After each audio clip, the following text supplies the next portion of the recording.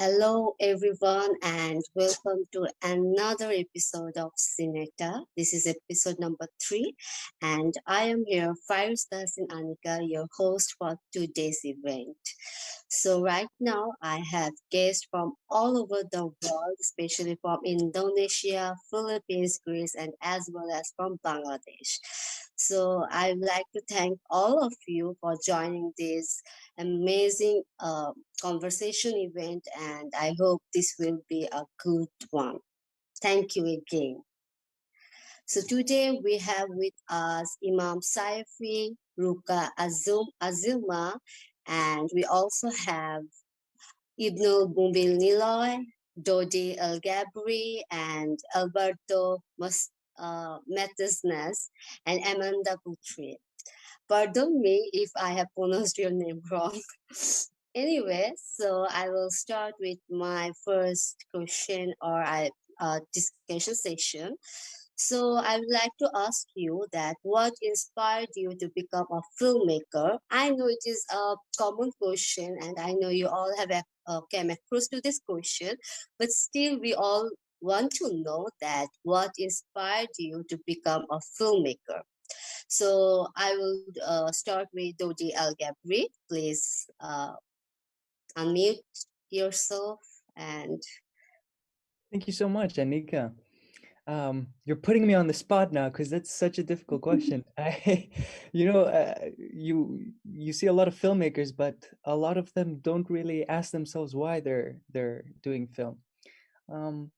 But honestly, this is something that's really important to me, and I'll tell you why. It's because when you're putting something on the screen, automatically there's a purpose to it, and that yes, purpose is for it to be seen.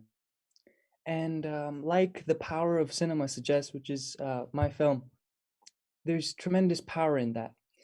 When you put something through the format of filmmaking, you're immortalizing it. It lives on forever. And this can be incredibly dangerous, as you can see in the film.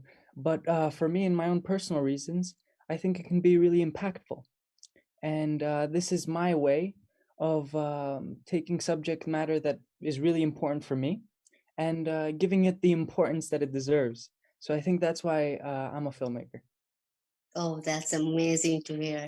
I mean, it's really amazing. So now I will move to Ibnul Niloy. Can you please say something about the background of your filmmaking career? Okay, thank you. So it it is it is a little bit weird and a funny story because I have been a student of English literature.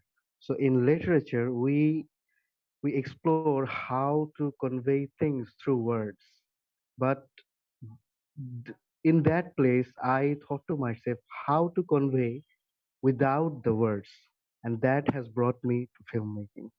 So basically, I try to say things that without saying actually a thing that you might see in my film, that most of the things which are important, those are silent, muted, or conveyed without any words.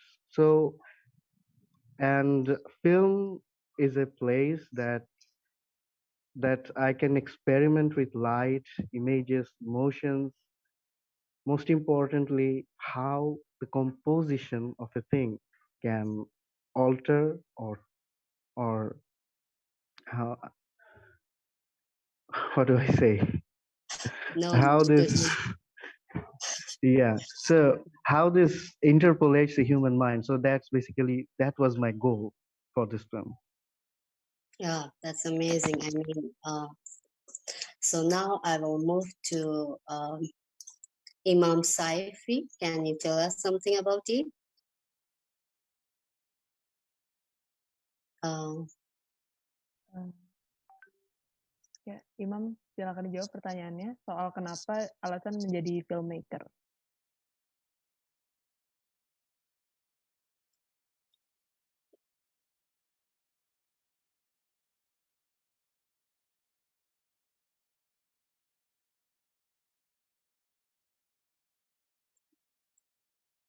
I think Imam is facing some technical issues. I will move to Ruka Azuma. Can you unmute yourself? Thank Yes. you. Hi. The Hello, question. It's a really hard question to ask, especially for a lot of filmmakers. filmmakers. Mm. It's cliche, but somewhat. Um, it serves as a opposing question wherein you're being asked what's your purpose as a filmmaker. It's more than just asking how did you start as a filmmaker. It's more of what motivated you to start, what pushed you to become a filmmaker, and was there a driving force for it? Well, as for me, it wasn't really a clear road that I would take up filmmaking. It was a clear road that I will take up arts, but eventually the method of putting moving frames into seconds, minutes, and hours, it's what pushed me to become a filmmaker. It's more than just, telling a story through a book. It's more than just singing a song through music. It's more of showing the emotions to the people and the story that would inspire them. Oh, wow. Like everyone has their individual thoughts and process. I mean, that's amazing to hear all from all of you. Now I will move to Alberto Matis. Nah, sorry. Can No, you that's say okay. something about it? It's Matasan, but that's Oh, okay. okay. Okay. So my role in this world is that of music composition. I'm not a filmmaker per se, but I have collaborated with Doddi in multiple projects now, and I think every time I get a little bit more involved in other parts of the filmmaking process, and I'm really enjoying it, telling stories, and I find the possibilities are limitless. To me, entering into this world was because of watching films when I was a kid and starting to listen to music in those films from John Williams or Hans Zimmer, to name a few. And I really think music is the medium through which emotions and the story really gets its powers from. I know many people will disagree, but as a composer, I believe music brings a lot to films, and I'm very happy to be able to collaborate with amazing artists like Doddi, who make such great films and who appreciate the power of music in films. Thank you for answering my question. So I will go to Imam again. Are you there with us? I think connection-wise, Imam is not in a really good place, but he did send his answer to me through chat. So I would like to read it Yeah, to the sure. audience. Please Right. say. For Imam, filmmaking is a way to voice what we have in mind. So it's like a reaction to the problem in society, to what is wrong in society, and how we live our life in general. Imam made films because he wants to represent humanity through film. He also wants to use film as a way to answer the questions that he has about life. Okay, thank you. From different perspectives, I have heard different point of view about filmmaking. Some wants to put words through scenery. Some wants to give meaning to the art, and that's amazing to hear. Now I will move to my another question: that why did you choose mobile for your storytelling tool? Like why mobile to film your story? So I will now move to Ruka Azuma. Can you answer me? Yes, I will answer your question. Because we are in a pandemic, everybody is facing their challenges. Specifically here in the Philippines, we are still in a lockdown, but it's kind of eased already. My film, Let Our Response Be, was made during the lockdown itself. So it was remotely directed. I have sent some prompts to the actors to do in their respective houses. Why did I chose why did I choose rather mobile as a medium for me for that film? It's because it's the most accessible thing, especially during in a lockdown. It's the honest answer to that question. However, because it's my first experimental film, it's also one of the films that I made during the lockdown, during the global pandemic. I wanted to find a way to tell stories in a different way, not exactly in a different aspect ratio or in a different camera, but rather in a different perspective where people can relate to it through the story. People can relate to through it through the familiarity of the vertical aspect ratio. It's more of relatability. It's more of experimenting what you have, and especially in this global pandemic that we have, we really need to use all of the resources that we have and what's available. And mind you, that the film was made with different mobile phones. So that ranges across the board from different brands, different specification, different devices. So it was really a hard time making that film. But mobile just transcended in a way that the story may not have been told the same way using a DSLR camera or professional camera. Okay, now I will move to Doddi. It's funny that you asked that question, Anika, because initially I was planning on shooting this short film using an 8mm camera, Oh, a double eight. Yeah, yeah. And I had found it on eBay and I was like, okay, I'm going to do my first film on film because I'm a real filmmaker. And I thought that was the way to do it.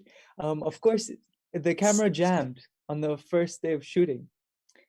And then we were at a choice. What do we do? Do we just terminate the whole project or just shoot it? And what we found out was that it was the perfect reason and intention to shoot on a digital device like that's very accessible like a phone, especially since we're talking about the power of cinema, because it might be a phone, but you put lights, you put music. That's why I'm glad Alberto is here. Compose music, you compose frames, and you have a good story to offer. All you really need to do is capture it. And that's why I think that was really empowering to any filmmaker, especially for me, knowing that I could tell a really good story through my mobile phone, something I used to play games, let's say, you know what I mean? And I thought that was very empowering. And by the end of the project, it was just a given. And it was not the last short film that I shot on a phone. It was only the first. But very early on, that was probably the main reason why we went with phones, because it was easy, it was accessible, and that was the whole point. You could make a film with anything. So that's probably the best reason why.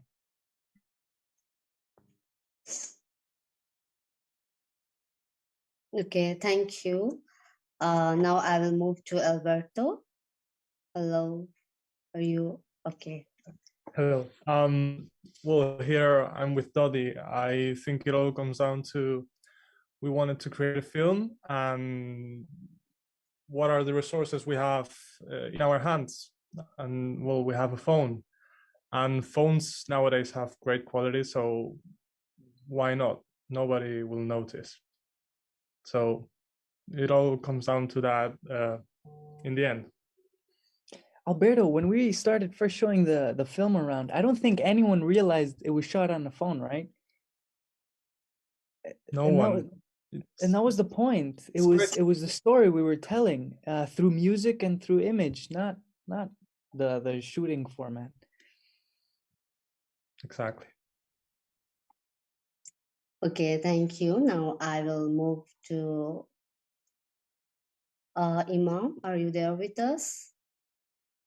Hello. Yes. Yeah. Hello. Can you hear me? Yes. Pertama, satu hal yang membuat saya membuat film ini dengan mobil filmmaking, yaitu adalah pertama adalah meminimalisir kru dan budget, dan yang kedua adalah handphone menjadi solusi untuk memberikan impact visual di dalam sebuah kamera. Dan kemudahan ini coba saya memanfaatkan, dan bukan hanya sebagai alat komunikasi HP, tapi HP juga bisa menjadi alat jawaban bagaimana filmmaker tidak mempunyai budget dan ingin minim kru, dan saya kira itu menjadi solusi yang tepat untuk menjadi filmmaker. Hi. So the decision to use mobile phone actually stems from the fact that this was a micro budget project and we need to press the number of crew members. So this has become the most plausible solution to give visual impact in the film. And one lesson to take away is that filmmaking is a friendly hobby or activity, because with this, even with a very low budget, you can still make something meaningful and watchable. Thank you. And now I will move to Ibnul. Hello. Hello. So about this film, I took this film as a challenge because when I looked around, the directors, I have friends who are directors and have directed good movies. So when I go to their set, they have this huge setup, lights, the sound system is amazing. So I thought to myself, why not make a film without any of it? So I took it as a challenge that I would make a film without a professional crew, professional artist, without even a single budget. And that's what we have here. Thank you all. So as we all know that we are connected here with a common field of interest, that is our DIMFF, right?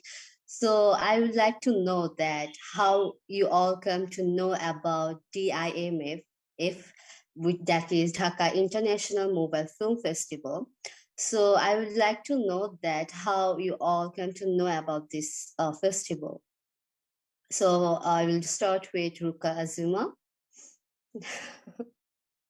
Okay, so it's a global pandemic, let's face it, and I'm going to repeat this over and over again, that we are situated inside our houses and Yes. there's nothing to do. So during the time when letter response B was already made, the first initial thought that came to mind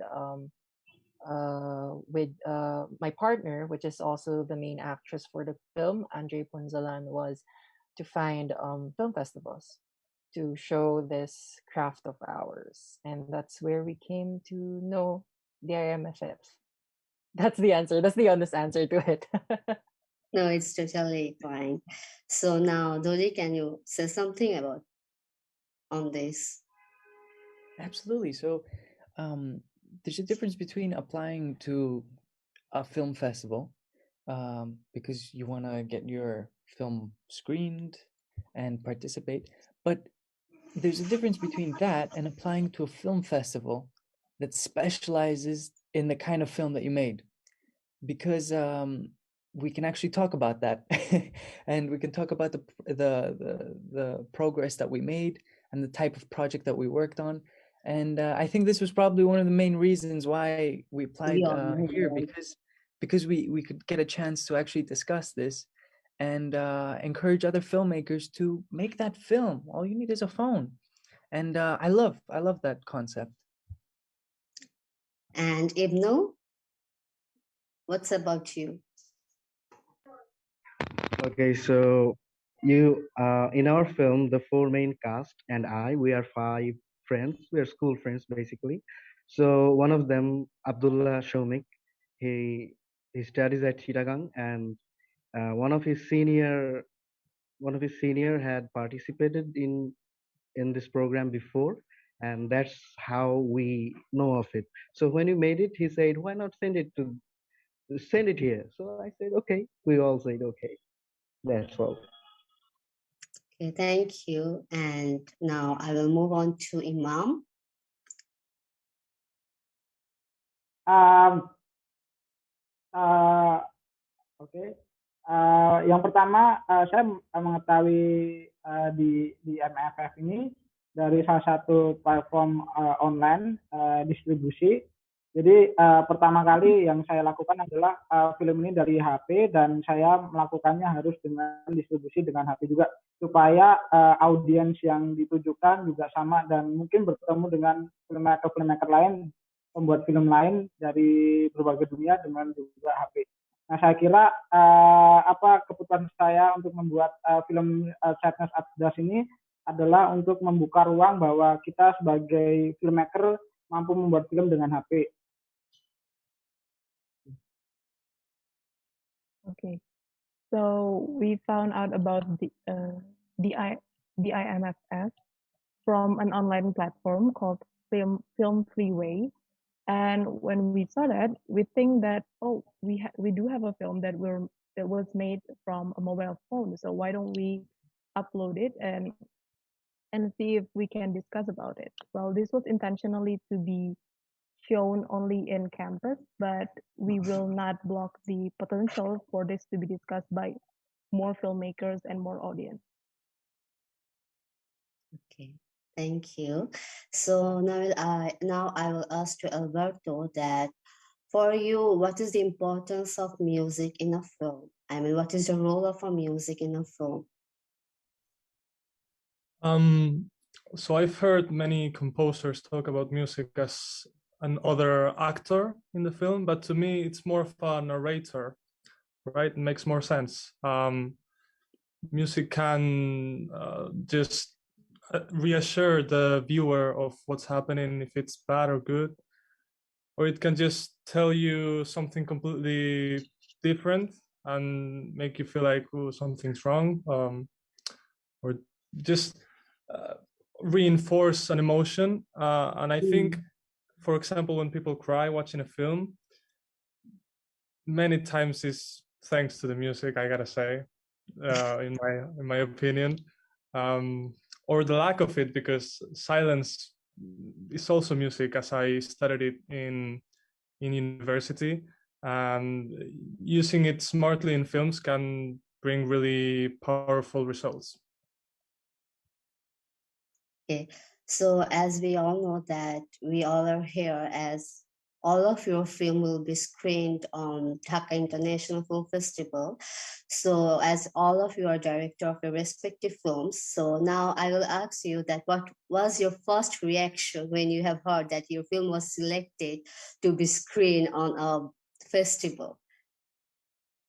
I will ask to Imam. Yeah. So what was your reaction? Ya, Mam. Jadi bagaimana reaksinya waktu pertama kali tahu kalau film Senjaduka terpilih buat screening di festival ini? Oke. Yang pertama, ini menjadi kado manis bagi film Senjaduka, Cine'Ta, karena film ini di luar dugaan mampu menyita banyak audiens di luar negeri, dan saya kira apresiasi untuk film dengan HP ini sangat penting, saya kira, dan untuk bisa memotivasi supaya orang-orang mampu membuat film dengan micro budgeting dan minimalisir kru dengan HP gitu. Saya kira ketika saya dengar kabar ini, saya sontak tidak percaya, tapi ini merupakan bentuk dari kami pembuat cerita sebagai untuk mendistribusikan film ini ke Dhaka International Film Festival. Tapi lebih dari itu, pengumuman ini ataupun apresiasi dari festival ini menjadi ajang bagi kami seluruh kru untuk bisa mengapresiasi kru yang ada di Indonesia. Yeah.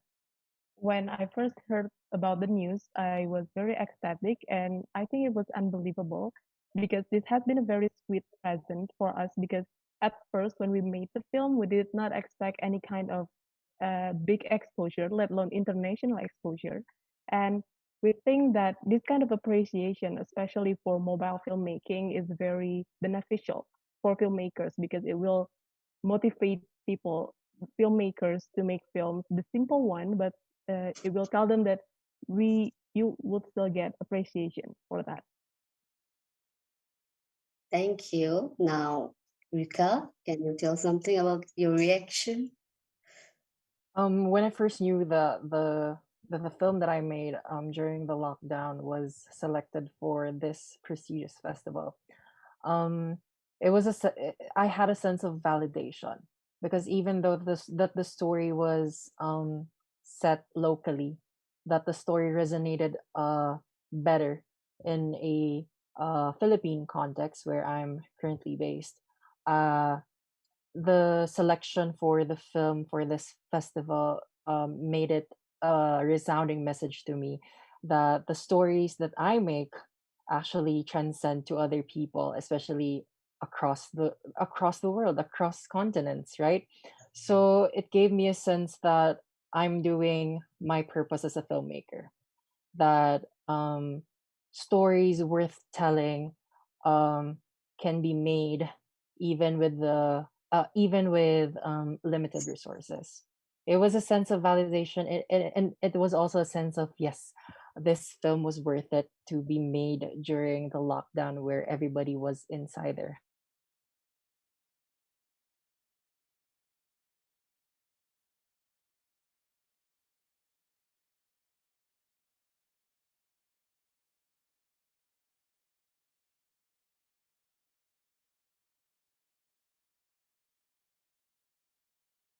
in a very little area. And to be honest, I'm really sorry when Abdullah Shomi came to me and said, I want to send this video to the festival. I said, okay, do it. Then when he came back, that it has been selected, I was like, are these guys blind or something? And I could not believe myself. And I think that was one of the best days in my life, at best news that I have got in a long, long time. And just before coming to this meeting, Shomik said to me, go to the meeting for our last and first film. But after this meeting, I don't think this will be our last. So, Doddi, what's about you? Yeah, I'd like to relay on what Ruka said about his purpose as a filmmaker. And my purpose as a filmmaker is to get my work seen. And as soon as I saw that we got a selection, that meant that this work would be seen by other people. And it's one thing just letting your work float around on the internet, streaming on Vimeo or YouTube, where maybe if the first 2-3 minutes aren't good, then a person can just change it. And in my film in particular, it's more comic in the beginning. It's supposed to not take itself seriously. It's only until the latter half that the real essence of the film takes place. And a film festival, to be able to promote a work, encourages this idea of a real audience that's taking advantage of the festival format and seeing these films from start to finish and experiencing them in a very immersive way. And that, to me, was, wow, okay, that's my purpose as a filmmaker. This is how I want my work to be received. And I was very grateful. Yeah, and congratulations to you all that your film was selected, and I hope it will be good. So now I will move to Alberto. What was your reaction when you have heard that the film was selected for that festival? For me, I get all these notifications through Doddi because he's the main director of the film and who sent it. So yeah, I was just really excited. Because it's true what Doddi said, that people who attend film festivals, it's because they really want to watch films and they appreciate them, and they'll watch them all and try to understand and think outside of the box. If you just send the film to your friends and family and they share it, just not many people will watch it till the end, and most of those who watch it till the end will not really understand it unless they are film lovers. So it's great Yes. to have it screened on a festival with people who really appreciate it. Thank you. So, as the motive for a filmmaker is to spread a message through their films or through their creations, whether it will be a words or scenery or a music, right? So, for now, I'll ask you that after watching your film, what messages are you wanting to send to your audiences?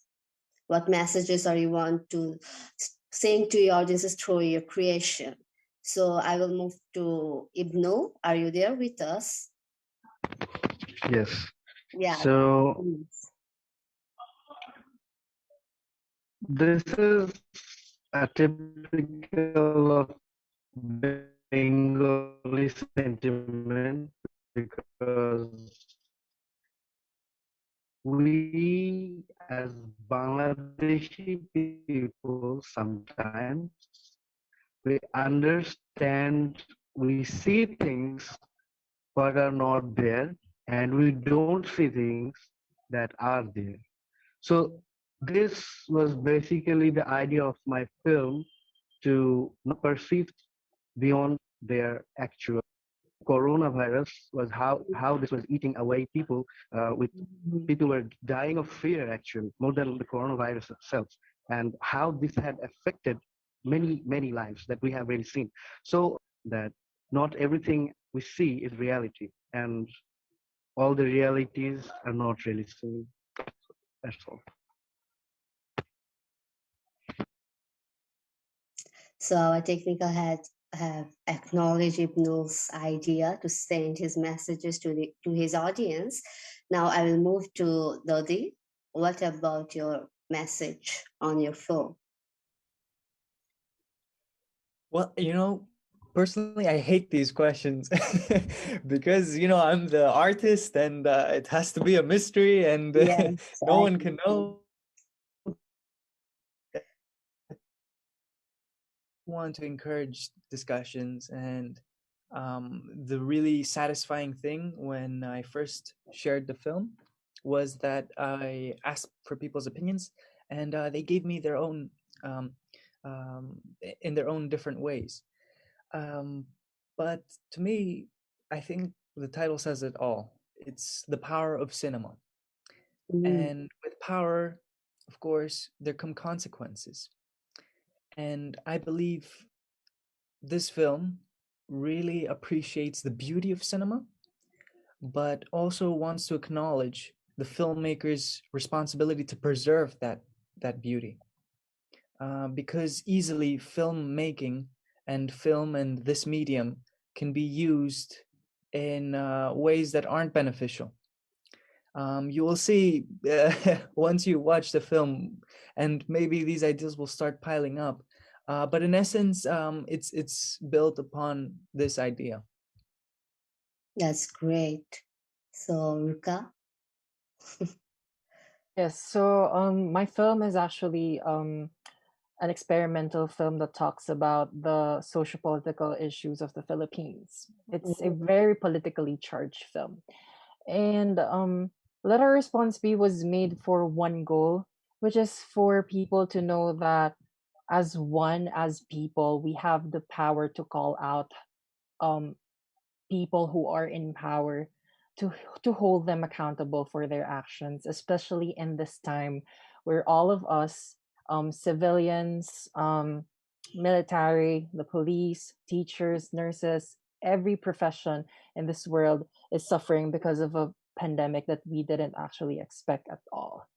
Letter Response Me was a message to be resonated specifically for the Filipino people, that we have the power to be as one, to be a community where we can fight for what is right and what is wrong.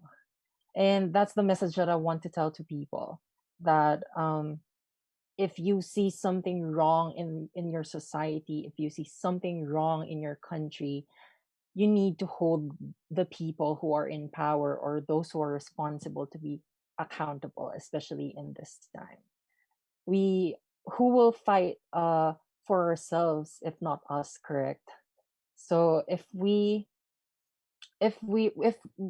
come together and be stronger together, then I think the message of the film would actually be um a reality there. Okay, that was really nice to hear from you. Now I will move to Imam. Ya, silakan, Mam. Pesan dari Senjaduka. Oke. Yang pertama, salah satu pesan yang ingin saya sampaikan di karya saya adalah, jadi begini, kita selalu mengabaikan orang yang kita cintai.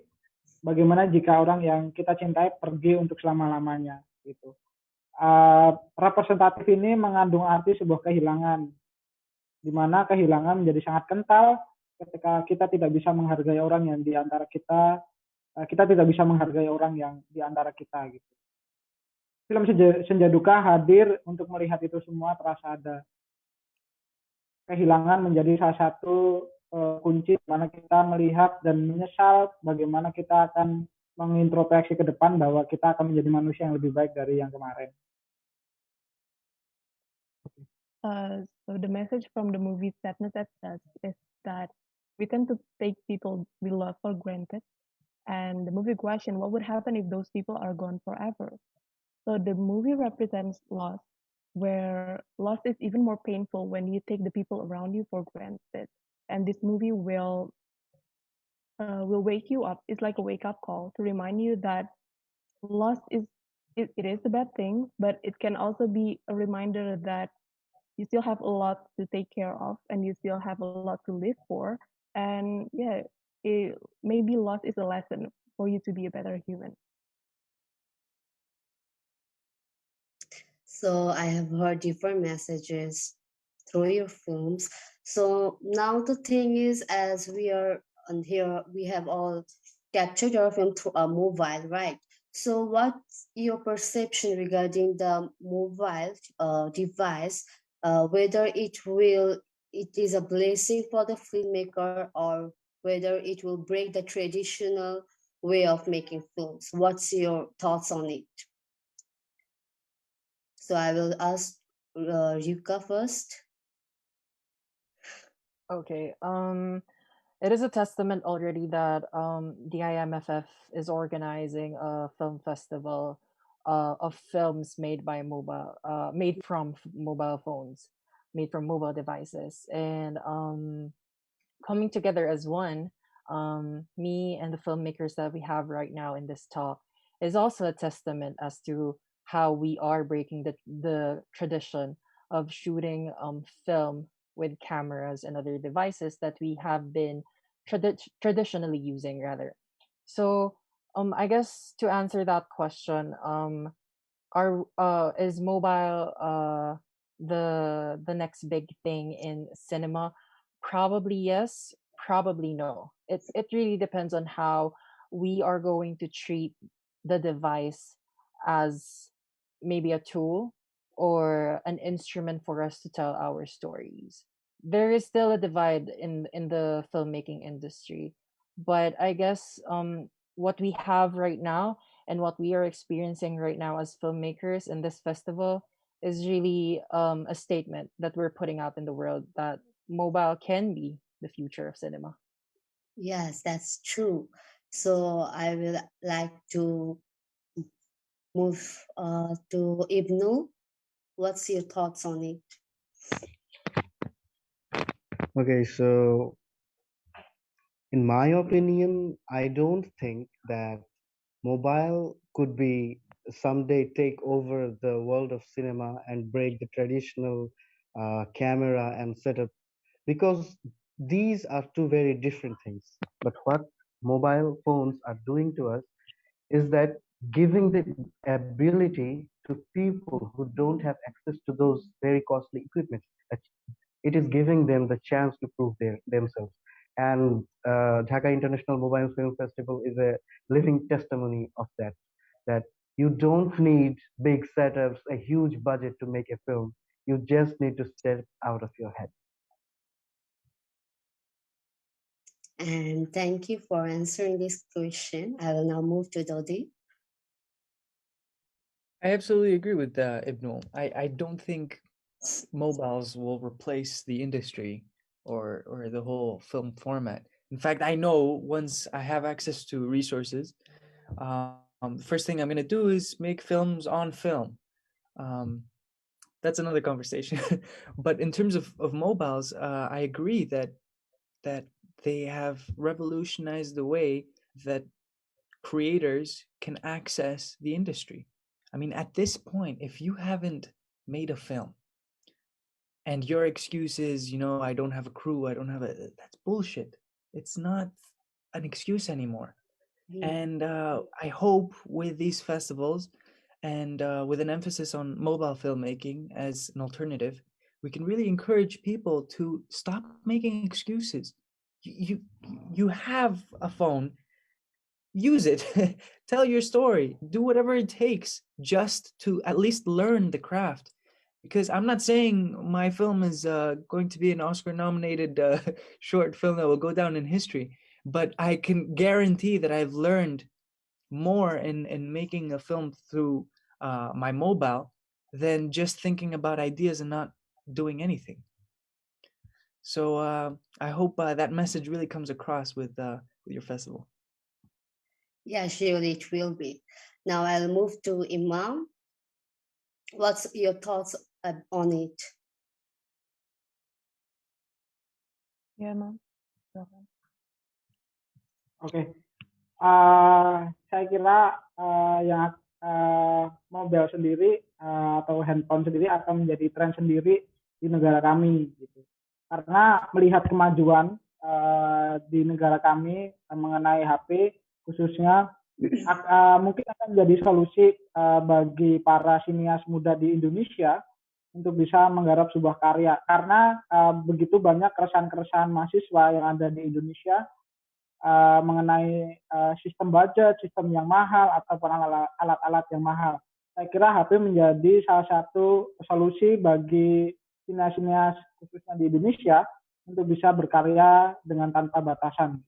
Saya kira itu aja, karena saya kira HP akan menjadi salah satu jurus ataupun alat sebagai anak-anak untuk bisa mengaplikasikan ke dalam sebuah karyanya. Oh yeah.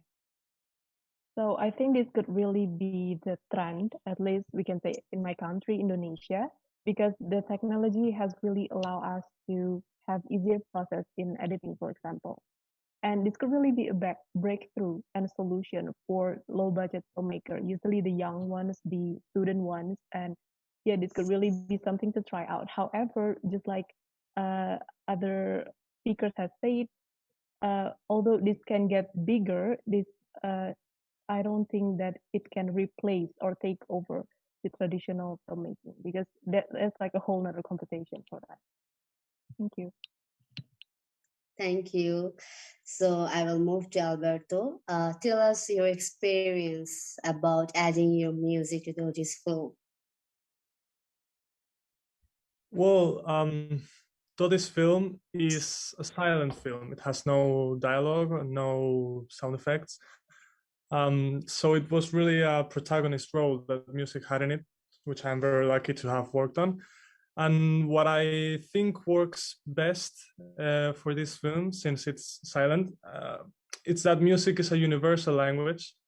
There are no barriers whatsoever. Yes. And so I think it's a film that can be watched anywhere in the world and understood and enjoyed without any missing things, enjoy it to the fullest.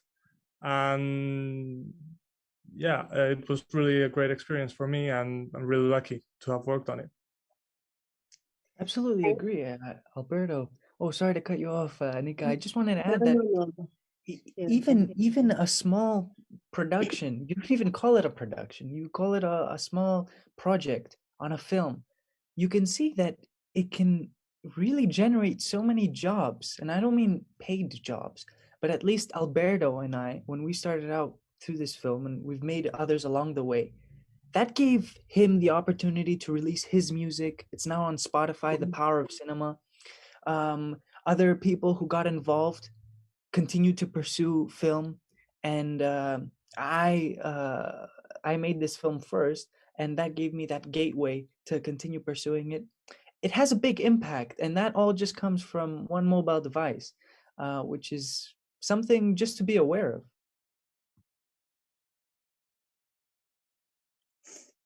Thank you, Doddi, for your adding your thoughts on it. Now, I will ask you that what was your challenges while shooting on a mobile phone to make your films? I mean, what was the challenges you have faced during this film production or filmmaking? So I will move to Ruka to say something on it. So as what I've said a while back, Letter Response B was made in the midst of the pandemic, which is here in our country, which is the Philippines. We are in a total lockdown, which means that all people are inside their houses. The main challenge that I have with shooting mobile phones and a team of around 8 to 10 actors who aren't professional actors per se. They are friends of mine whom I've just sent random prompts for them to act. Was that first, of course, there would be a difference of mobile phones that's going to be used, so the quality won't be the same. The specifications won't be the same, but we have this inside joke in our circle of friends that we're just going to edit it in post production and make it seamless. So you know, with the pandemic that's happening and with those types of problems, it would really pull your creative strings as a filmmaker. But once you get the hang of it and you actually found a way to solve it, then you could even use it to your advantage, which I did during during the shooting of the film. Thank you so much, and sorry for this. I have a cold, that's why. So I will move to Doddi, so to say something on this. Yeah, so earlier I think Ibnul mentioned that some problems don't exist, and yet we think they do, right? I think that was probably the biggest problem when making this film, and I'll tell you what it is. It's not having the confidence in myself and not taking myself seriously and being afraid that others wouldn't take me seriously because I was shooting on the film. And if I have the chance to say anything here that people will hear, it's dispel that notion. It doesn't exist. It's silly to think that you can't be taken seriously just because you're shooting a project on the phone. The project doesn't end on the phone. The project ends on the screen when you're watching it. And most of the time, you can't even tell that it's shot on the phone. So it's irrelevant. And I think getting over that and past yourself and thinking purely on, okay, how can I make this story better? How can I make it look better? Because I know it's limited. I don't have many lenses to deal with. I only have whatever my phone offers. How do I make it look better? And you just find solutions. That's what filmmaking is, a big part of it. It's of course the creative process, and you have to be creative, artistic, and it's a means to express that. But you also have to be an engineer. You have to engineer your way through it and find solutions to problems that will always pop up. At the end of the day, I remember when we were shooting that last scene, I had gotten costumes and I made the set look so realistic that people thought they were actual cops having an arrest and people holding real guns, where I really just got like €2 guns that are just plastic and hollow. And this gives you some perspective that you just have to compensate for that and add to it.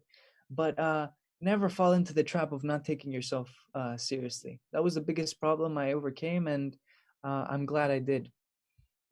Yes, that's a really Good story to hear. Now I will move to Imam. Are you there with us? Oke.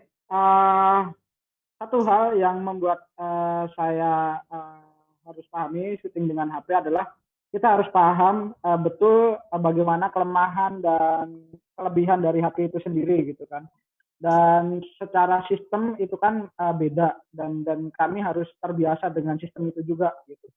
Menguasai mediumnya itu jadi sangat penting seperti suara kebiasaan karena kebiasaan kami syuting dengan kamera besar membuat kami harus lebih cepat adaptasi dengan HP. Sampai bagaimana file sendiri itu sampai masuk editing kita harus tahu bagaimana filenya akan mempengaruhi hasil visual atau gimana. Jadi kita harus tahu bagaimana medium HP ini bekerja gitu. I think the big issues in filmmaking from mobile is mostly about technical issues. Like one of the biggest issues is familiarity, because we used to work with cameras that provides us with many features that could help our movie, like the visual impact and everything. But with phones, it is way simpler. However, simpler does not always equal easier. That's why we have to do a lot of learning about how to make this tiny device work at its best. And other technical issues like the sound.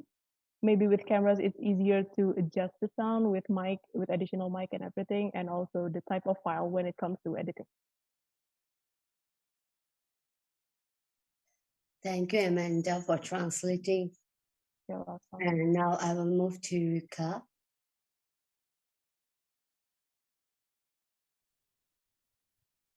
Yes. Okay, what challenges do you have faced during shooting your film? Challenges. As what I've said a while back. Oh, So sorry. sorry. Yeah. Go ahead. Ibnul.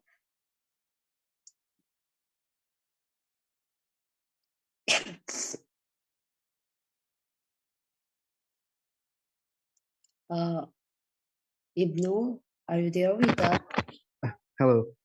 Hi. Hello. So the main problem we faced was the weather, because when we started the film, we looked for a better quality. So what phones we have? The best phone we had was the iPhone, and in iPhone the lighting was automatic. We could not control it, and this was one of our goal to do it totally naturally. We were not using any equipments or set. We did not even have it. It was a no budget film, and people would think us crazy. We would ride on our bikes, go to 15 kilometers away in wet fields to rehearsal, because we knew we got one shot to do it right. So the most problem, I will give an example. There was a last scene in the river bank. That was a gloomy weather. That took us 4 days, because the first day when we got there, nobody could deliver the performance. The second day, it was going and it was almost end, and the rain came. And the third day, it did not work because there was so much mud. We did it right in the fourth day. So for us, the main problem was the weather, because the colors were not matching, the gloominess of the sky, the color of the sky, time of the day, shadow, was it very light shadow or very sharp? These are mainly the problems we faced during our film. Thank you. You are welcome. Now I will move to Alberto. That how long it takes to compose a music into this Doddi's film. Yeah, thank you. So the composition for this music, I think it took around 2 weeks, 2 to 3 weeks, which I think it's quite an average time for a short film, although to me it was really hard work and very quick, since it was the first time I worked on a project like this. But yeah, we worked hard, a lot of feedback, a lot of conversations. He came to my studio so we could listen to music together. And yeah, something around 2 to 3 weeks, and the music was finished. Thank It you. had to be finished. It had to be finished because we faced the pandemic, and that was about the time when everyone had to pack their things and go home. So it was right at the start when everything happened, and we just had to fly away. So we had to finish by that date. It was very exciting, but also scary. Okay, so thank you for all of your patience. So we are almost at the last of our session, and there is one more last question I will ask to all of you, that where do you see yourself after 10 years? I will ask first of all, Alberto. Well, hopefully, I would love to be composing music for feature films, upgrade from short films to feature films, and making a living out of it. Hopefully, having my own big studio and making great music, recording orchestras. That would be a dream.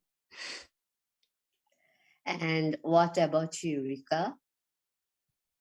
So I'm going to answer it two ways. So the first one, I'm going to answer it directly. In 10 years, I would probably see myself doing more short films, probably in my fifth feature film. I mean, it's 10 years. We could dream that way. But the second way that I'm going to answer it is, I'm actually a person, and I'm actually that kind of artist who doesn't want to set expectations, because I want to tell people that expectations are meant to be broken, and expectations are not sometimes not meant to be fulfilled. Sorry about that. Um, It's okay. it just so happens that we are living in a world where dreams are free, and that expectations are a tool for us to be able to set ourselves and visualize ourselves in the future, and that's perfectly fine. But I want people to know that what's happening in the present is what matters the most, because we might have achievements, goals in the future, but what we are right now in the present is what something that we could do to ourselves, enhance ourselves, better ourselves. And as filmmakers, that's one of the facets that we need to do. Be able to live in the present, to be able to share stories, and to be able to look back in our past, be able to write the future, and be able to write stories for the people. All the best. And now I'll move to Ibnul. Okay, so after making this film, one thing I actually know, that I don't know anything about film. And the more I have worked, I know that I have not worked enough. So maybe in the next 10 years, I don't know, but I don't think I will make 10 films or 100 films, but I will make at least one for all the 10 years I will put into it, and maybe that can be something someday. Now I will move to Doddi. A lot can happen in 10 years. I think my hopes for the next 10 years is not only to be creating in the industry, but also to be part of it in defining it. I think it's important for filmmakers to realize that if you're depending on just creating, it's tough. You're going to be in a pool of competitors. That's why I encourage people to really try and create their own markets, and find ways to target other markets, and be awake in that sense of trying to bring your work out there if that's your main focus. My main focus, I co-founded a startup that's built around creating pop-up cinemas. It's called Cine'Ta, and I think within 10 years we would create a really great market and platform for independent films to distribute their work. So alongside my own content, that I would like to be continuing to produce. I do want to guarantee that I'm building a path and a future for me and other independent filmmakers to have access to the market. That's amazing thoughts. So last not but the least, we have Imam to share his thoughts about 10 years. Oke, harapan saya yang pertama adalah saya ingin menjadi filmmaker yang berani menjadi gebrakan di negara saya. Itu hal yang pertama, dan saya ingin menyuarakan cerita-cerita yang berdasarkan kemanusiaan dan khususnya budaya di negara saya, di Indonesia. Serta saya juga ingin lebih mengenalkan bagaimana cara saya untuk membuat industri di negara saya, serta saya juga ingin membuat sebuah pondok pendidikan film di Indonesia yang saya ajukan untuk orang-orang yang tidak mampu sekolah film, karena saya tahu sekolah film sangat mahal di Indonesia dan bahkan di luar negeri. Saya kira pendidikan menjadi salah satu hal bagi saya untuk menyuarakan dan mengapresiasi karya-karya saya melalui siswa-siswa nanti. Well, in 10 years, I visualize myself as a filmmaker that is brave enough to voice my mind and is going to make breakthroughs that is maybe will be unfamiliar in my country. But yeah, I would like to make movies about humanities and culture, and also empower the culture of Indonesia in the eye of the world. Also, I'd like to make an education center about filmmaking, because we all know that filmmaking is a rather common hobby, but it is costly. So I would like to make an education center for those who are less fortunate. So that was amazing prayer from all of you, and I wish best of luck to all of you, that all of your dreams come true. So in this part of the session, I will take some comments from our audiences, and we have many comments from many people. So our first question is from our advisor, DIMFF, Sadia ma'am.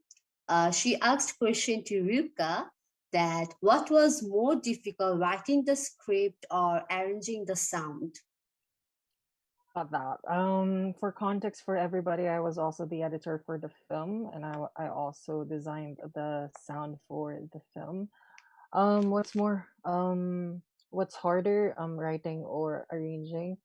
The script for the film actually just came easily. Like, it was just a random thought, and I have to be honest about this because we all experienced this kind of thing. It just came to my mind when I was taking a bath. And funny enough, it was easier to write more than arranging the sound, because Let Our Response Be, as an experimental film, I designed it in a way that while there was something going on with the visuals, you also hear a lot of random noises, but they make sense when you stick to it with the context of the film. You would hear an operator of 911, you would hear airplanes, you would hear owls, you would hear static noises, and a lot of those kinds of sounds. Arranging it piece by piece was the most challenging part of the film, because you have to design it in such a way that the goal of the film was to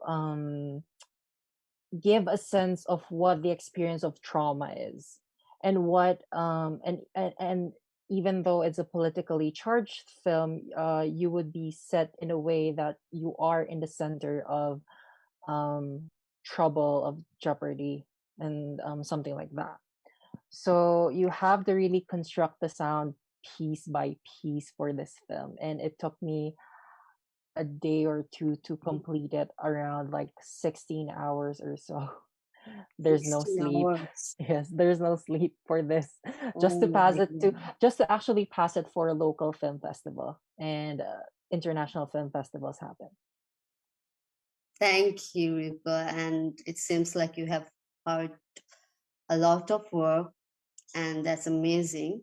So I will move to Alberto, and I really love the poster of the film that is The Power of Cinema, and the poster was really good. Then how did the concept of the poster come? I mean, how did the concept of the poster come to you? I think that that question is more related to Doddi's work, since he was the creator of the poster and the mind Oh, behind it all. okay. So I'll ask this question to Doddi. Sure thing. We heard a lot of great responses from the poster. Yes. But that was one of my favorite shots within the film. And this does apply to music as well. So Alberto, I'll hook you into this too. But throughout the movie, there are a lot of references to films, classic films, and you can see actually an evolution from silent films like Charlie Chaplin in the beginning, gradually to the 30s film noir and golden age of Hollywood 50s. And this shot in the movie was actually an example of that homage from Singing in the Rain. And there's even an homage integrated within the music if you listen carefully. But the reason we chose this one for the poster is because we thought it epitomized this whole classic feel of the movies, the magic of the movies that we wanted to show people and excite them for, because ultimately this is the power of cinema. And that's what we're talking about here. Of course, it's more of the bright side. Later, we also talk about the dark side, but I'm really glad that you enjoyed that poster. Yes, we have enjoyed. So thank you everyone for making with us for this long time and for your precious time. I really acknowledge your works, and today I have become so enlightened with many information from you, and it was really pleasure to have you guys on our show.